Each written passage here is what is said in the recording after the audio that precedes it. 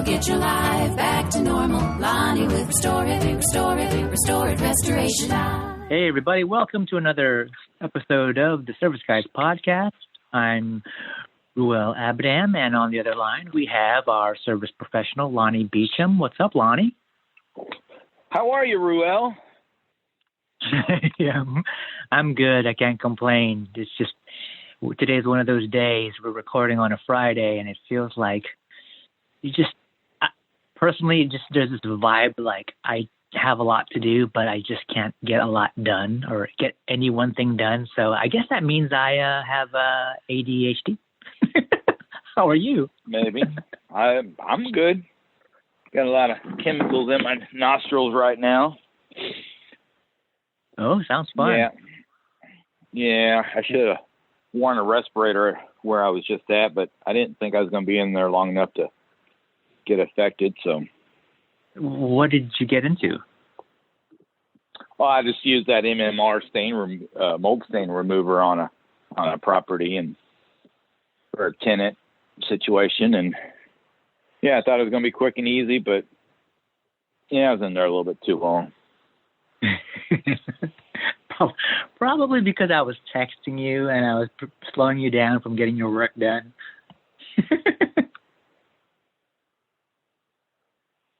Oh, hold on a second. I got to read the. Yeah. So I got a mold job down in a town 30 miles south of me. Okay. And my mold tester guy has COVID, so he's on quarantine, according to this text I just read.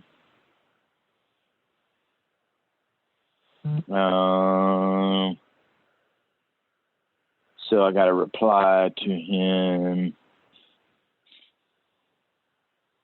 All righty. Okay, I'm back. All right. That was the reply. All right. Yeah, pretty much. What'd he say? He got tested and his quarantine's up on Tuesday, and we were supposed to test on Tuesday. So he's looking to move it to Wednesday. Okay. So he's just going to push back, get the testing done. Right. Yeah, so I got a mold job for old people. She's 90 and he's 87. So wow. Anyway, then they got robbing the cradle. They've only been married 8 years or something. So I got to know them pretty well. That's cool.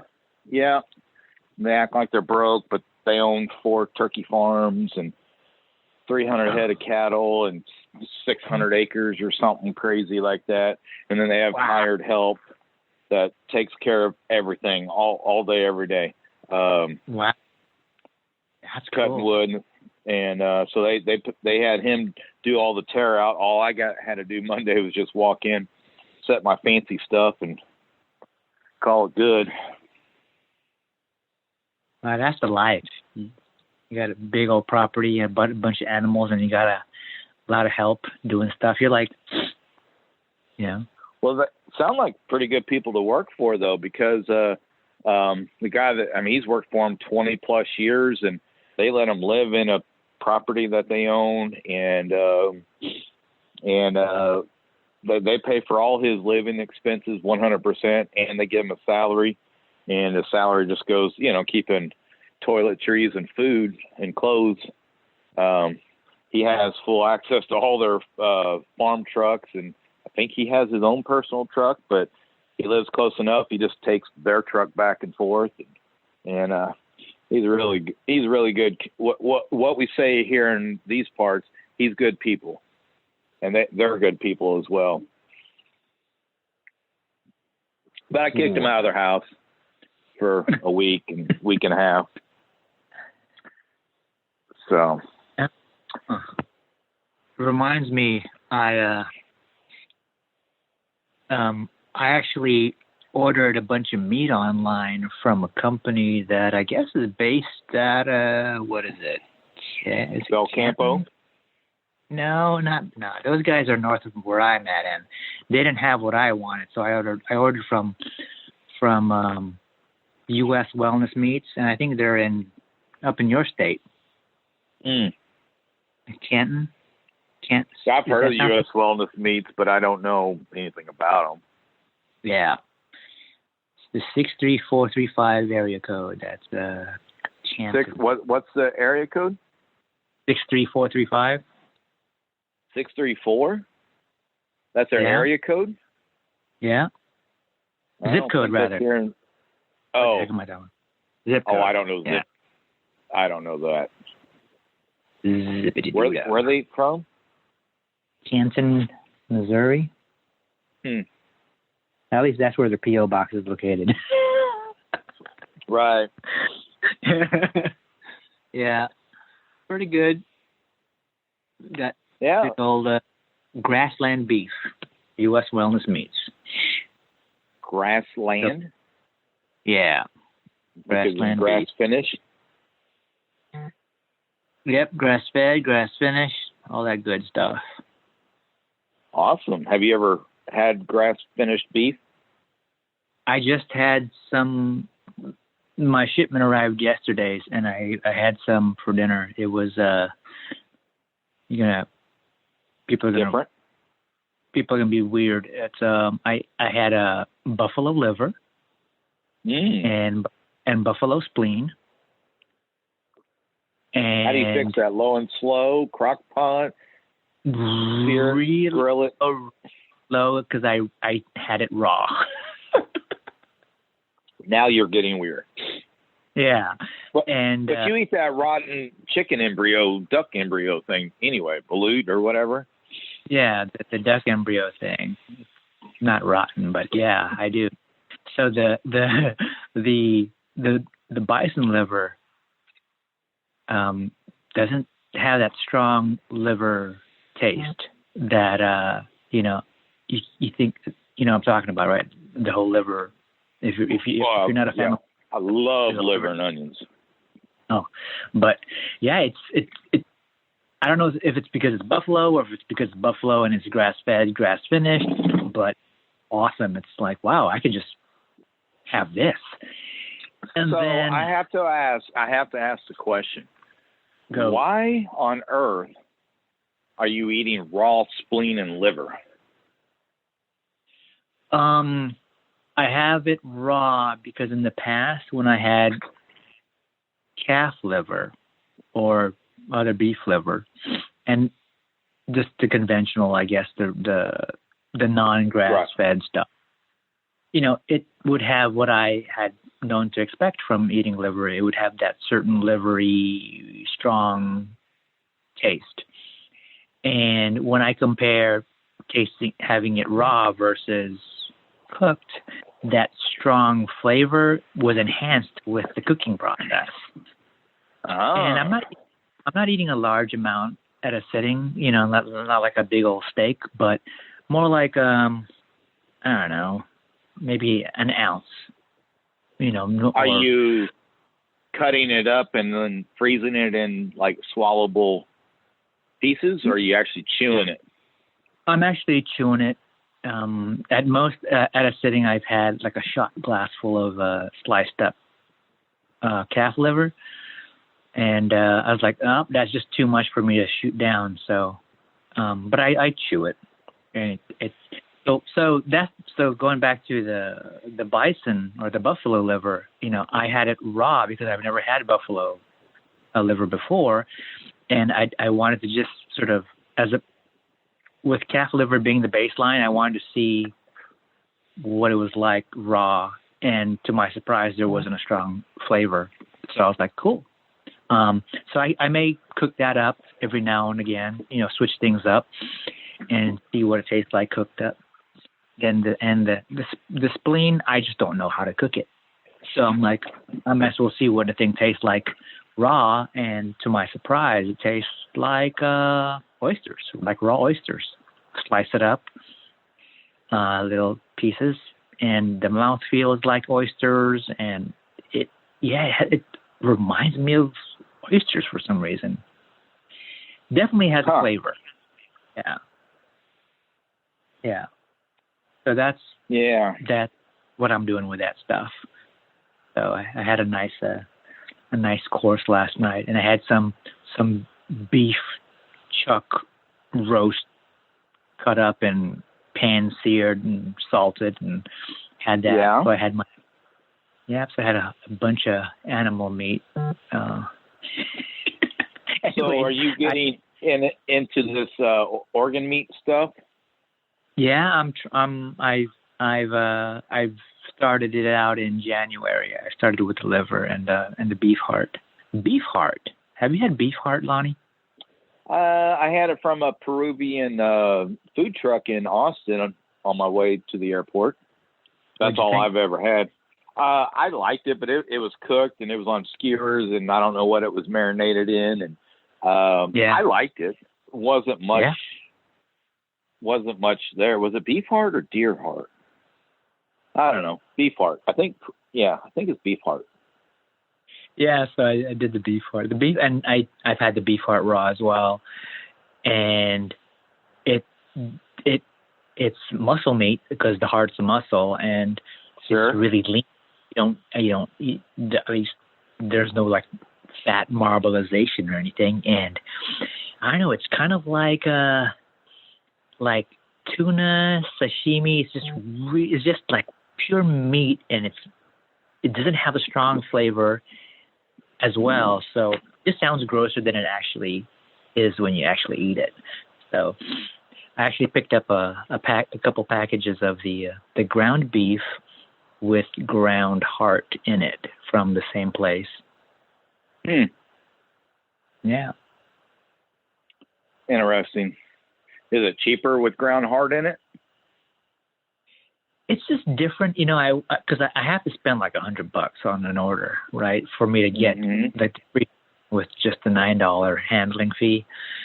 And I wasn't going to go out of my way and just buy a bunch of grass-fed like burger meat and steaks and stuff, because I could pick that up in anywhere else. Right. These meat companies and things. So I wanted to focus on just getting the organ meats, because I can't find grass-fed organ meats in any of the other companies. Because most normal, sane people don't want it. Yeah, I guess. Right?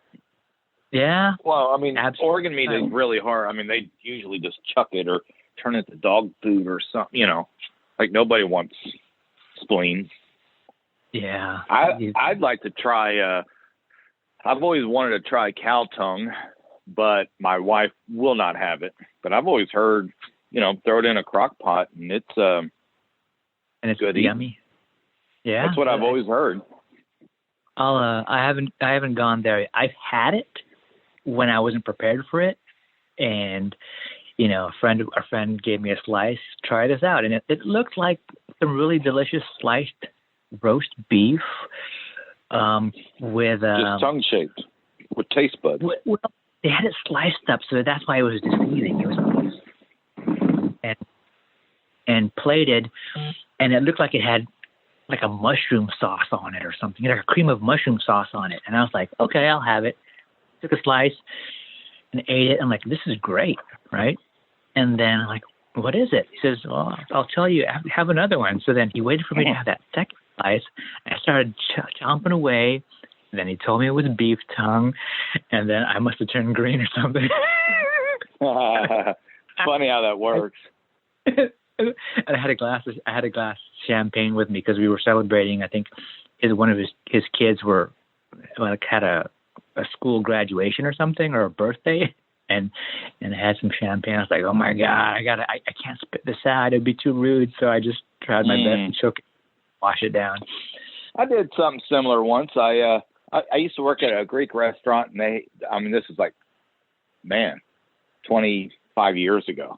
Anyway, every Wednesday they had this dish on the buffet, and I had no idea what it was. I mean, I was a waiter, but you help yourself, Yeah. And hey, hold please. Oh, never mind. They went away. So anyway, Yeah, so I used to eat this dish on Wednesdays, and man, I eat it forever. And then I finally asked, "What is this?" And they're like, "Liver and onion." And I was like, "Ew, that's gross." But I was like, "Wait a minute! I've eaten it every Wednesday for the last year, not knowing what it was." And I was like, "Hey, I like liver and onion."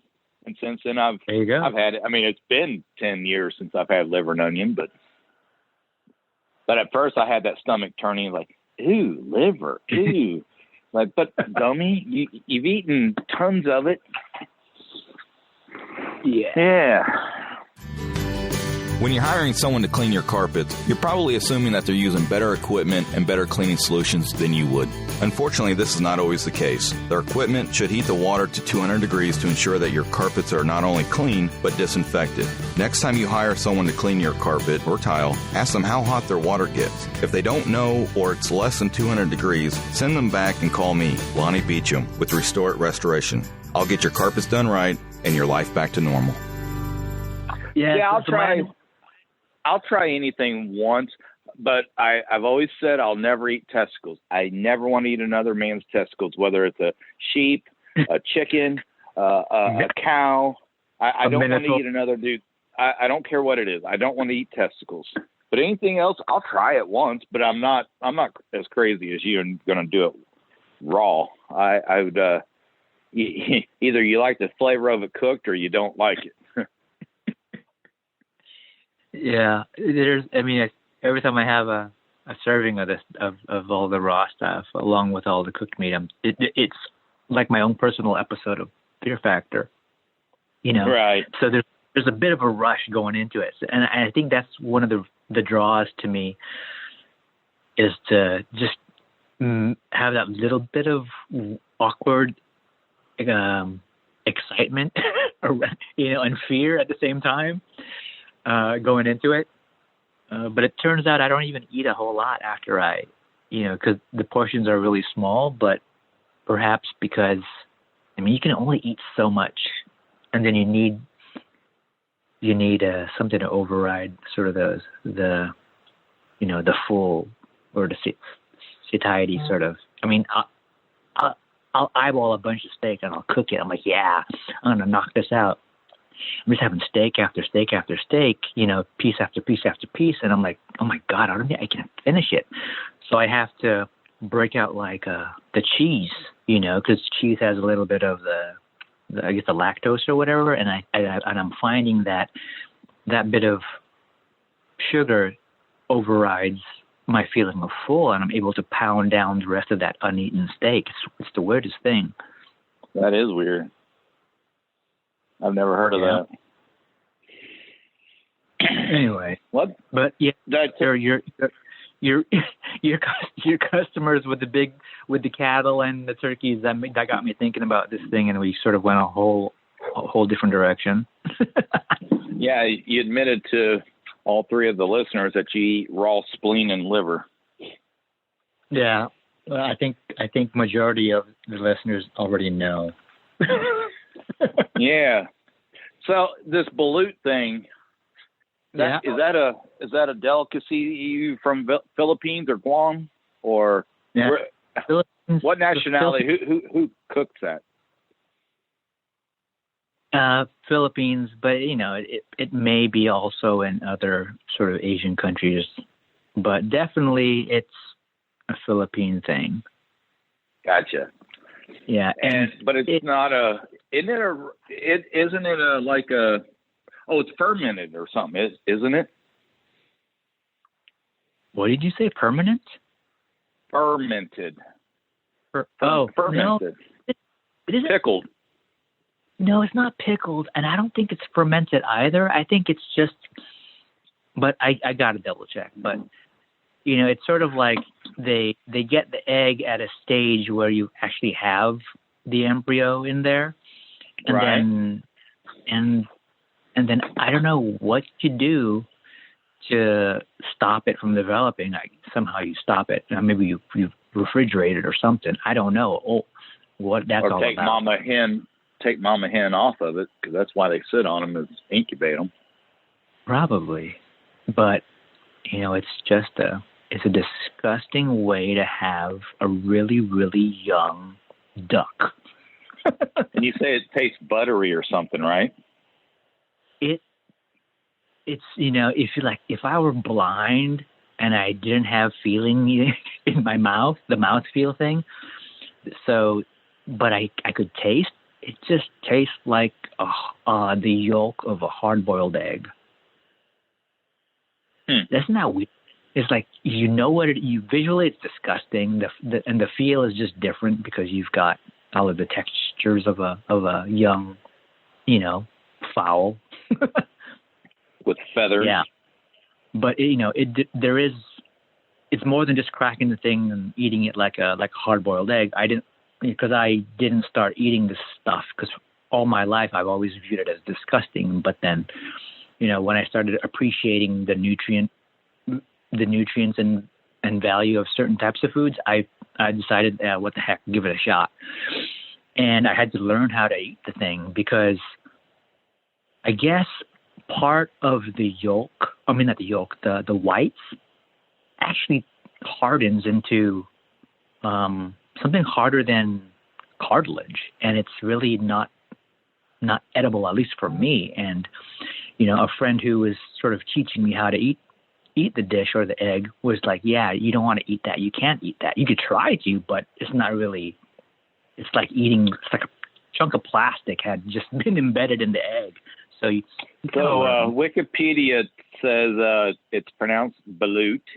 It is a Filipino term for a fertilized developing egg embryo that is boiled and eaten from the shell. It is commonly sold as street food in China and other Southeast Asian countries, notably Cambodia and Vietnam. And the length of incubation before the egg is cooked is a matter of local preference, but generally ranges between 14 and 21 days. So like I'll go to the market here and I'll buy some. And it's refrigerated. When I want to eat it, I'll definitely boil it. Then I'd have to Google how long do I have to boil this thing, because I feel pretty new at it. But yeah, I go through that process of heating it up in some boiling water. I'm switching gears on you from food to how's COVID life in California? From the news, it sounds horrible for you. To be honest, from where I sit, it's life is kind of not a thing. I mean, we do walk around with our masks. We still sanitize. But no, I mean, people aren't, I don't know of anybody who's, suffering, so. Except for the businesses that are shut down. Oh, no, like, the business wise, it blows big time. But health wise, people are still, I mean, nothing really, it doesn't seem to have changed since the past several months, or a year. Yeah. So it's kind of sad because you see businesses that are like our gym that we used to go to, that they were a young business and they were really great for us. They ended up having to just shut their doors, and sell all their equipment. Yeah.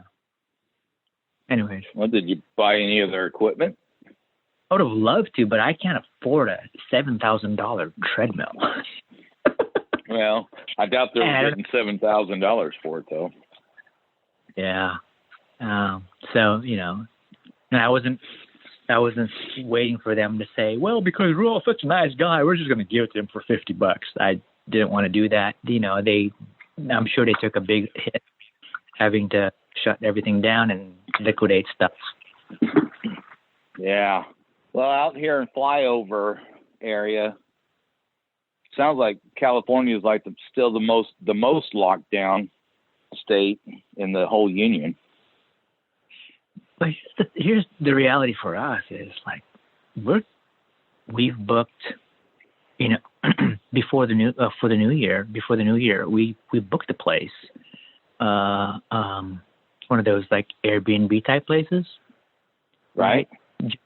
We booked it just fine. It was up in Lake Arrowhead area, San Bernardino. You have to kind of drive up through the San Bernardino National Forest or mountains or whatever to get there. And the neighbors of ours at that place said, yeah, when they moved in, months ago, there was restrictions where the place could only be rented for a long term, and at some point for short term. So that's how we were able to get in, and we spent New Year's there. We went to a place that's called Santa's Village. So they were operating, and yes, they wanted folks to wear masks, but they were in operation, so we were able to basically have a vacation for the new year. And in a couple of weeks, we're going to be heading to the same area. So what if you're seeing that California is having a really tough time, we're still sort of business as usual, or family, functions as usual, or vacations as usual. Can you go out to eat though in a restaurant? If you and your wife wanted to go have a dinner tonight, can you do it? That's been shifting, and I feel sorry for these businesses because they'll invest in outside dining and seating, and then, we'll see that happening. And then at some point when status changes, then those things get shut down. So the last I remember seeing, that's sort of been on hold, the outside stuff. So gotcha. and we haven't been doing any of the outside dining stuff anyways. We've typically just been doing takeout or drive-through. And what's your weather right now? I'm just asking about, outdoor dining. Is that even feasible? Oh yeah, it's totally feasible. Right now it's blue skies and sun. It's cool for the area, but not as cold as where you're at. Next week I'm looking at in the next 10 days I have 3 or 4 chances of snow, and then I have lows according to weatherchannel.com. The lows are I saw -2 and a high of 7 one day. and I might be off the radar next week big time if it gets cold enough, long enough, a lot of frozen pipes. So it's too cold for Lonnie to be in shorts, and I'm in shorts today. Feels like 34 degrees out. But I don't work outside, and I carry pants with me. So if I did end up getting a job where I had to start walking, carrying stuff up a big hill or something outside, I just throw my pants on. But I'm inside or I'm in a vehicle. You do it? I don't know how you do it. Oh my God, that's just. But I have a short sleeve T-shirt on, a long sleeve T-shirt on, and a hoodie is all I wear, and I just peel layers. So my brother, we've talked about it before. He's in PA, and when we spoke a few days ago, they were having some, and I guess they're getting annihilated over there.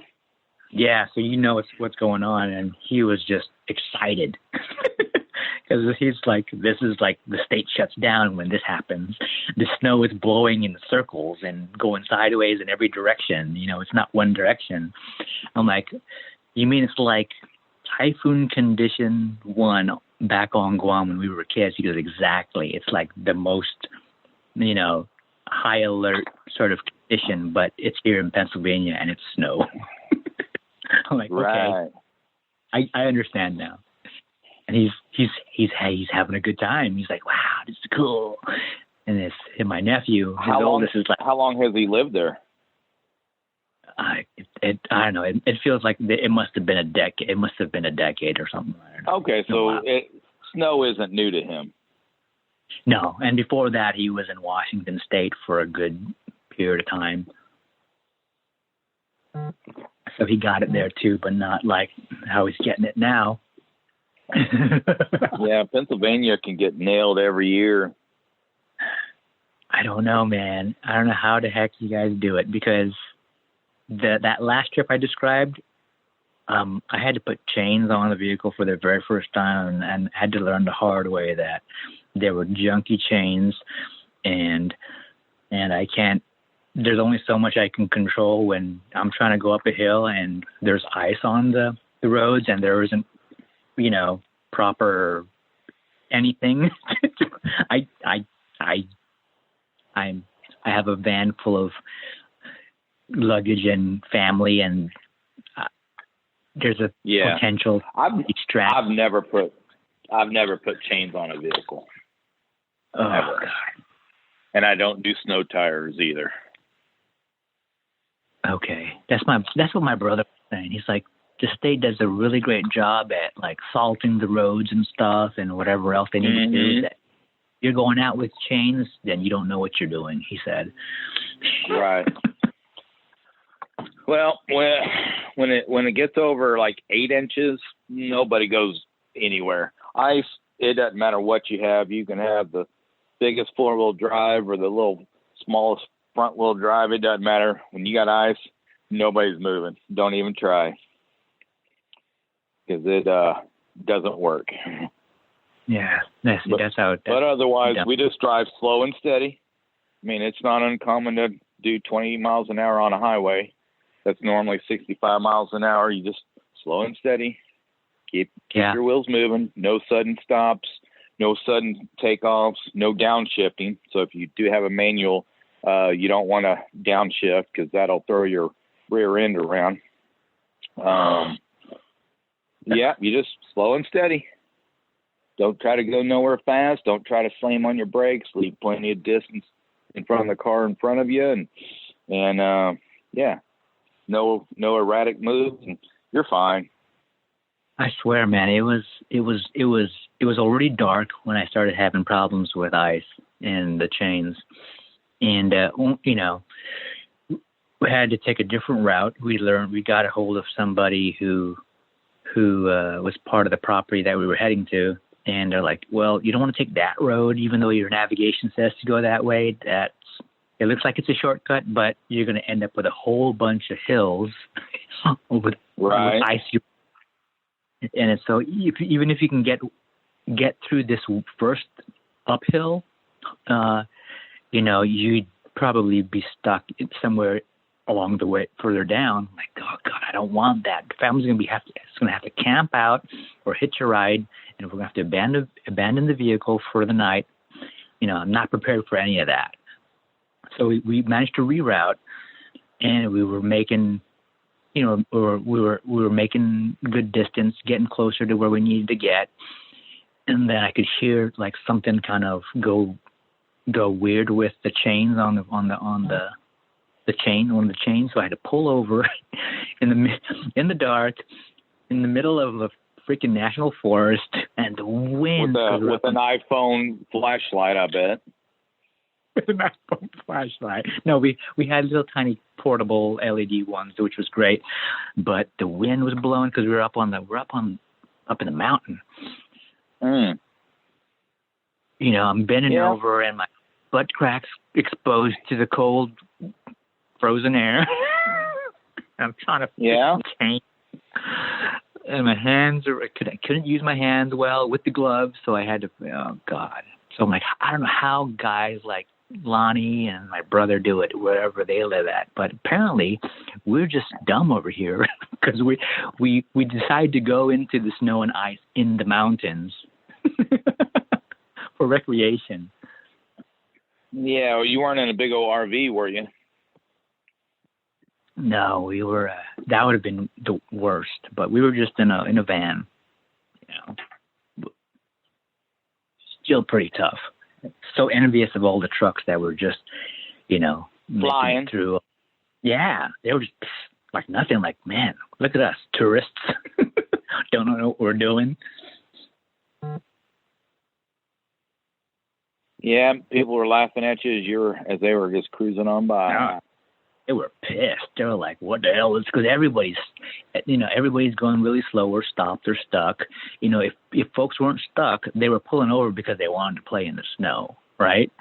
And then meanwhile, the residents were like yelling like, "What the hell is this? A parking lot?" And then like and revving their way out. Like if they could burn rubber over ice, they'd be burning rubber to heck out of there. But I need help. I'm pathetic over here. What am I gonna do? Yeah, it all. Yeah, if you gotta put chains on, that's probably a good idea to just stay wherever you're at. Yeah, and there was a good chunk of the stay where we're like, yeah, I don't want to head out because, not only is there ice on the road outside of the house, but the driveway is kind of uphill. It's an uphill driveway. Mm. So, I find myself just trying to like address all of the ice on the road because eventually we're going to want to head out and I want to be able to bring the vehicle back in. And so lucked out. I had a neighbor, guest neighbor, who gave tons of good advice that helped, this former Islander get through it all. Nice. And where were you at? We were around Lake Arrowhead, up in down south, Southern Cal, San Bernardino area, the mountains right there. San Bernardino. So I've heard of San Bernardino. Is that north of you, south of you? It's south of us in Southern Cal. Yeah, it's a greater Los Angeles area, isn't it? Yeah, and if you ever caught Ugly Delicious on Netflix, there's an episode where never even heard of Ugly Delicious. So they go through like these restaurant people and chef type people and food reporting type people. They go out and they show them preparing food or enjoying food from other places. And anyways, they talk about like there's this place that made tacos in the San Bernardino area, and the restaurant owner used recipes from her family back in Mexico, but they used ingredients that were local, and what they ended up making was crispy taco shells, right? And across the street was another restaurant that I guess was making burgers, but they didn't think that they were going to be successful with burgers because further down the road there was a place that was starting to become something called McDonald's. Oh yeah. Oh, San Bernardino. Isn't that where the first one was? Yeah, exactly. So this one place that was across from this taco place was like, well, I'm gonna take the idea of what they're doing with tacos, and I'm gonna make that successful. And that restaurant was actually the Bell family. They ended up being Taco Bell. Oh wow. Yeah. I didn't know Taco Bell started there. Yeah. And so, using a crispy taco corn tortilla taco shell, or crispy taco shell itself wasn't a thing until they made it, but they didn't have that idea until they took the idea from the restaurant across from them. No kidding. So you went to that's where you went to have Mexican? Like No, we didn't. We didn't have any, but I remember watching the episode, and as we drove through, because we had to, at some point when it was safe to drive, when we weren't scared of we would drive down the mountain to get out of the ice and snow, and we would go to restaurants and things and take a break, and I would tell my wife about that whole Taco Bell and McDonald's story, and it's like someday we'll check it out. Well, I can tell you, if you're ever driving in snowy, icy conditions again, don't do it at night. Even people that know what they're doing don't do it at night. I'm going to live by that. And we made that mistake. We were supposed to head up earlier, and then we were getting text messages from the property folks like the house cleaning is having a hard time getting to the property, so they haven't gotten there yet to clean up. So, check-in's going to be a little bit later. I'm like, fine, we're still going to make our way up there anyways, and just sort of linger because it should be safe. And as soon as we started making our way up, everyone had been pulling over and slapping on chains, and I'm like, okay, I guess I'll do the same. Never had done it before. I mean, I've tested out slapping them on the vehicle, but then this was like, this is the real deal. So I slapped them on and tried to roll, and my tires couldn't get any traction because the chains are awful. They're just cables with like coils of rings of metal around the cross cables. So it's like trying to go uphill with roller skates. Ridiculous. And I'm like, I'm spinning and I'm sparking on, and we haven't even hit the ice yet, right? Or any of the snow yet. And, I'm like trying to figure it out and trying to get some tips from some of the other motorists that are putting their stuff on. And so what seemed to help was getting my chains even tighter than I thought they were. And then that got me moving. But then when I had to take a left turn in the dark up on an uphill sort of situation with ice on it, it went over. Yeah. Anytime you get in that situation, just stay wherever you're at, because even if it's a hotel, it's worth the extra $100, $200 a night, whatever it is. It's just worth it. It's cheaper than a deductible, and nobody else, if it's that bad, nobody else is checking into the hotel.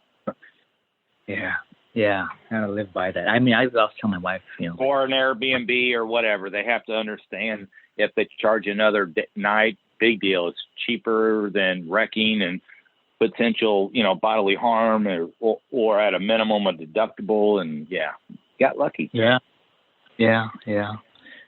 I have my cousin and her husband. They operate a logistics company specifically for Amazon. So they've got a whole fleet of vans that they've got branded as Amazon, and he likes to share some of the stories that have come out of how we operate stuff. And one of their drivers ended up going up some snowy road, and it was just, their conditions were rougher than the van could handle. And fortunately, there was a woman in a four-wheel drive kind of trailing, and she could see what was going on. The guy, I guess the vehicle eventually just couldn't go. And so they had to abandon the vehicle overnight and, got the driver to safety. So, my cousin's husband shared that story on their Facebook. And it's like, that seemed to be a lot of what was going on when we were up in the mountain. Vehicles would just pull over, and then they would just hitch a ride to a safe spot. A lot of these vehicles were just left off to the side, covered in snow. Wow. And I didn't want to do that because got 3 kids and a bunch of seems like a luggage. Yeah. But that was the adventures leading up to the new year. Yeah. So we're gonna head back in a couple of weeks, and hopefully be better. Try it again. Yeah. We got new chains.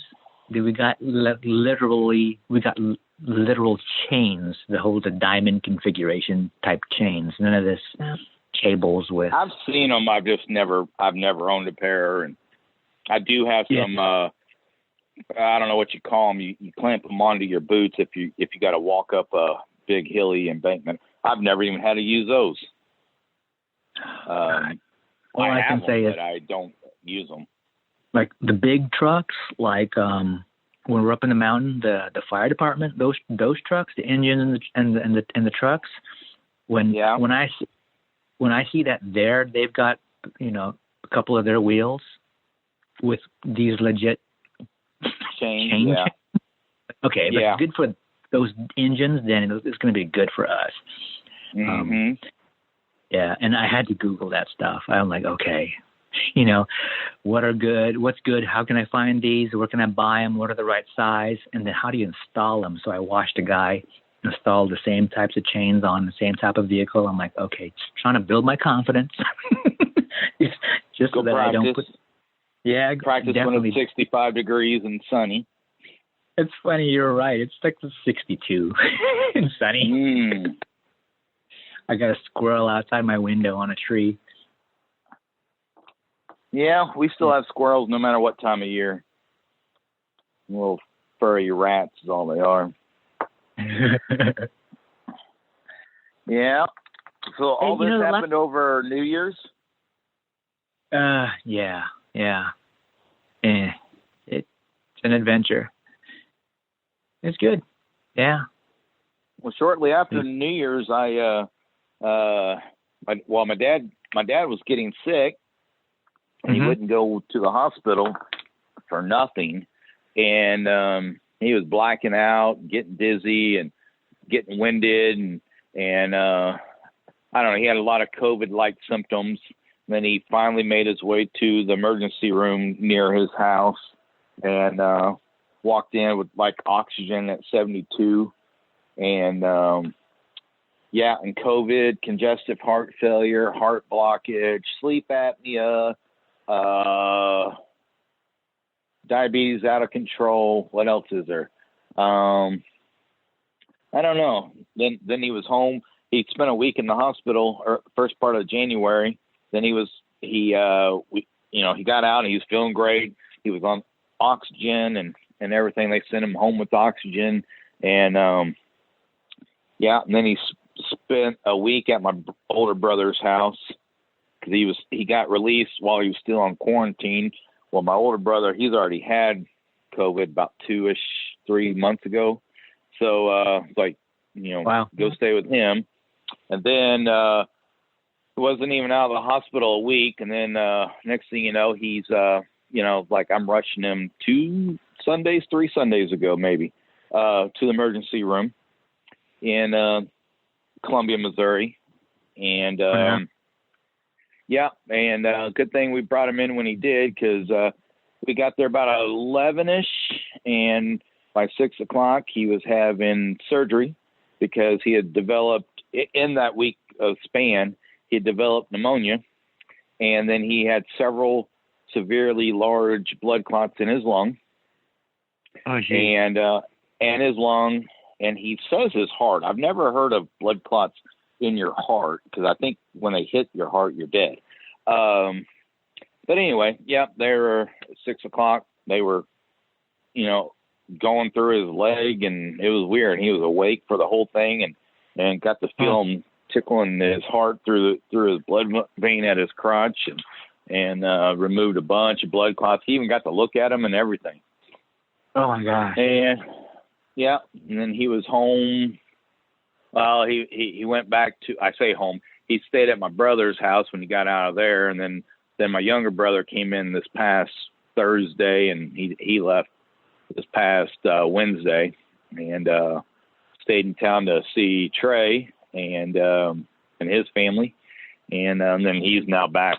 He's back in living wherever he lives down in Cuba, Missouri or something. So, yeah, that was my kind of New Year's. We were like, Dad, you need to go to the doctor. No, I'm all right. I'll be better tomorrow. We heard that every day for 3 weeks. Finally he went in. Oh, well, it was January 5th is when he finally went in. So that's when he got tested positive for COVID. Okay. And now he's back doing whatever it is he does.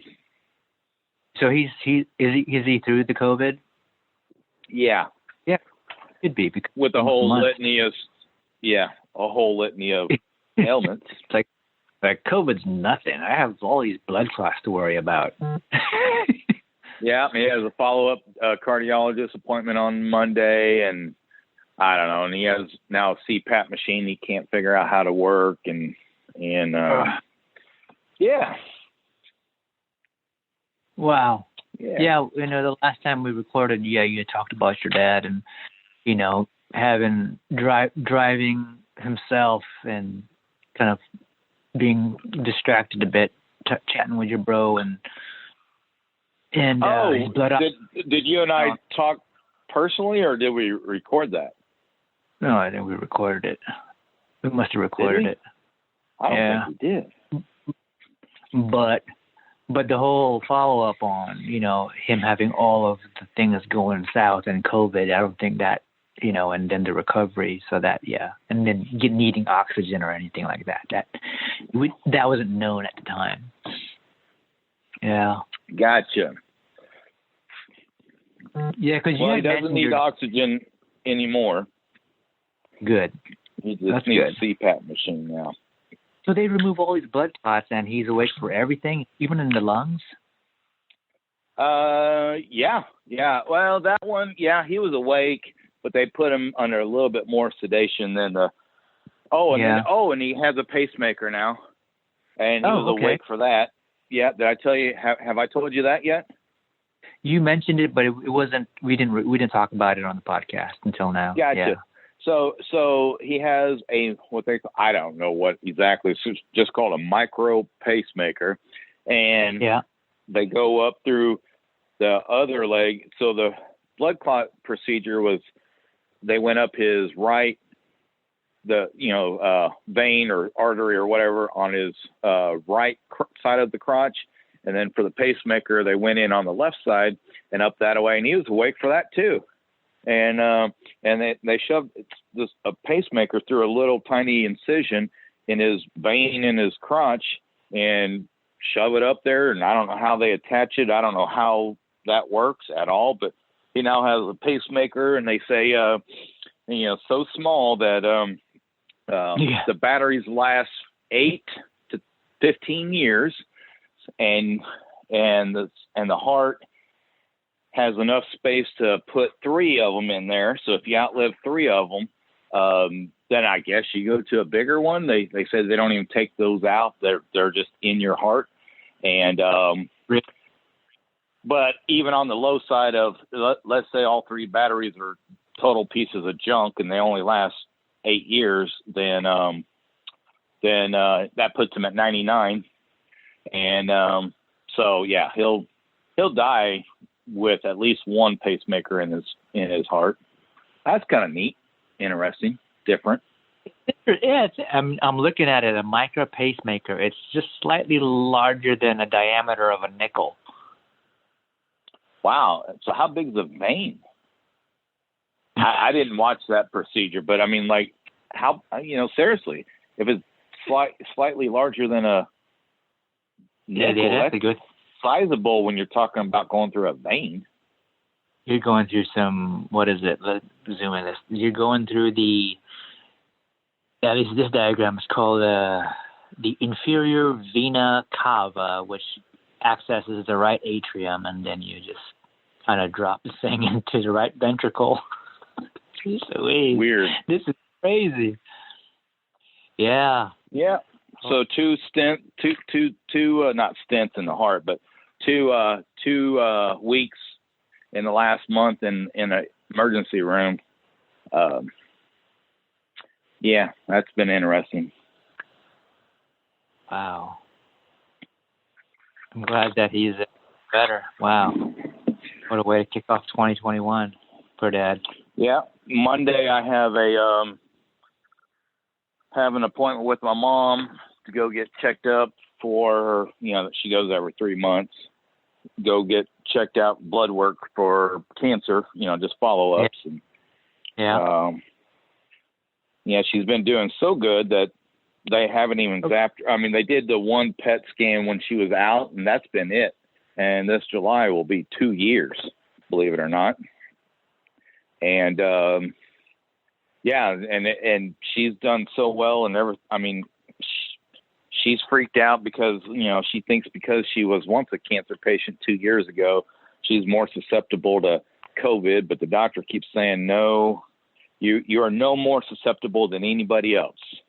All her blood markers, white blood cells and neutrophils and all the stuff that they look at, they're higher than where they expected her to even be. So So they're like, hey, you're doing so good.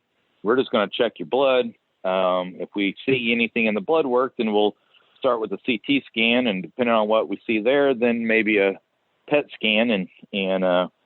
So that's Monday. We'll find out Monday afternoon that all is good again. She has no symptoms. My mother's very anxiety riddled, let's say. So she's always waiting, like this is going to, she's telling everybody this is a big cancer test. Well, no, she has no signs of symptoms whatsoever. And now she has arthritis really bad in her shoulder or neck or somewhere. But other than that, she's 64 years old, and other than that, she's no signs of cancer. Yeah, that's good. That's good. I remember an image that you shared at one point in time of your mom. She was still, I think, getting treatments and stuff, and it was like, just looks like a really rough time. Oh, did I send you some when she was getting in the throes of getting chemo? Yeah. I mean, you shared it one way or another. Yeah. Yeah. Ran down and just looks like death warmed over and gray and just limp and no energy. And that's how she lived from December to July. Yeah, and 2 years ago. And that's exactly like the image that I remember my wife's mom, that similar state, the whole just being ripped to shreds from the insides because of all the treatment and stuff. Yeah, it's no fun. Then I just had a second cousin die this past Saturday. He had COVID, and he was on his fourth round of cancer treatments, and because of the COVID or something, they couldn't give him his cancer treatment, so he finally succumbed to cancer. And his visitation tonight and funerals tomorrow. Sorry, man. That sucks. Yeah, I mean, and I spoke to him more in the last 2 years than I had the previous 43 years of my life. So, I hate to see him go down, but it's not really a surprise. You know what I mean? Yeah. He fought cancer hard for a long time, and he has enough money that they were buying all the experimental treatments and any experimental drug. I mean, anything that prolong his life a little bit. He did it all, and then COVID. I don't know if he'll be listed as a COVID death. I don't personally think he's a COVID death. He had cancer, and he was in the throes of treatment when he came down with COVID. So, I don't know all the stats on that. I don't know how that's all going to work.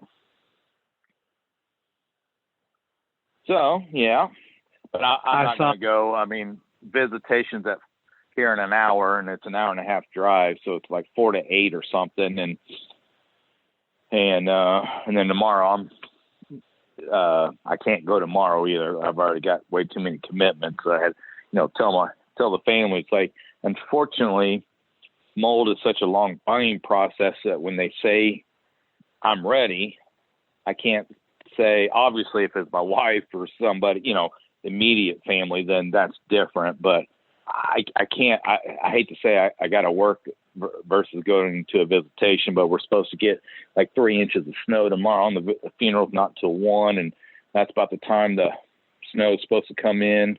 And then it's an hour and a half drive down 2-lane country roads for an hour and a half, and I'm not interested in slipping and sliding around in the middle of nowhere.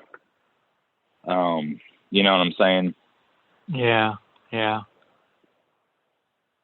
So, I'm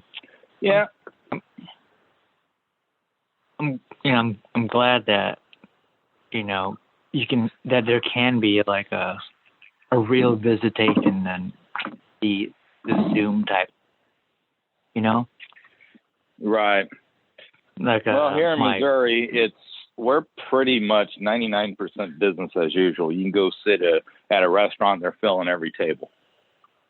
Yeah. I read yesterday that COVID had basically, it was along the lines of, I don't remember the headline. It was kind of like COVID wiped out the flu. Right.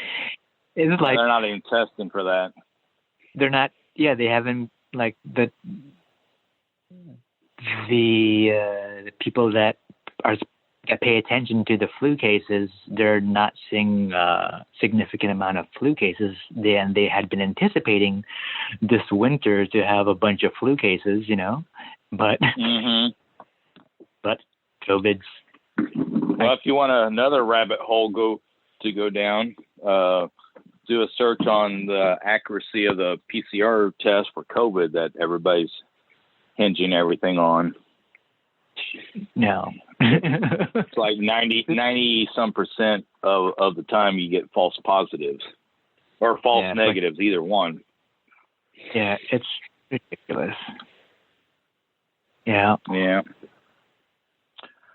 Well, Ruel, I have to get it rolling here. Okay. I got to call an adjuster about a water loss. Yeah, it's good catching up. Yeah. Nice house, by the way. I now know where you live, and I looked it up, and it's 1 day and 5 hours of driving, so a 29-hour drive if I decided to go right now to your place. Looks like you got a nice corner lot. Maybe you're on a cul-de-sac or a side street right beside you. Yeah, you got that right. Yeah. Yeah. Yeah, I looked up your house. And I got cameras everywhere. Do you? Yeah. I only have a Ring video camera on my front door because you can't see out my window, my front door. I have no windows on the front of my house except for my daughter's bedroom, and the door that we have, it has looks like broken glass or waterfall, or it's something decorative. But I mean, my own mother-in-law has rang our doorbell, and we all know what she looks like. I didn't recognize her. I just, I was like, who is it? Yeah, it's Mom. It's like, okay, come on in. I don't open the door for nobody, if I don't recognize you. But now we got a Ring video camera, and now I see you coming. So yeah, it's been super helpful. I mean, we first put the cameras in because when our vehicle got entered into by folks that they stole my pocket knife and it went through a bunch of other stuff. I was like, this is nonsense. So got the cameras installed, and then since then it's been super useful for monitoring stuff, especially when we're out for weeks at a time. Look, we have cool neighbors. They watch out for us, but I'll see when the neighbor kid across the street goes and picks up our mail and helps us out with our packages and brings, takes our garbage carts out and brings it back in.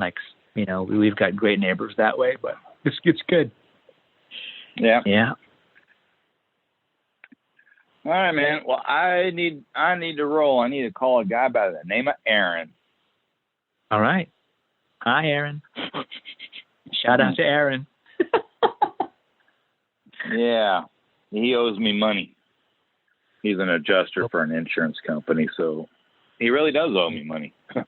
And he wears khakis. No, Aaron. Usually, or blue jeans. Blue jeans or khakis, yeah.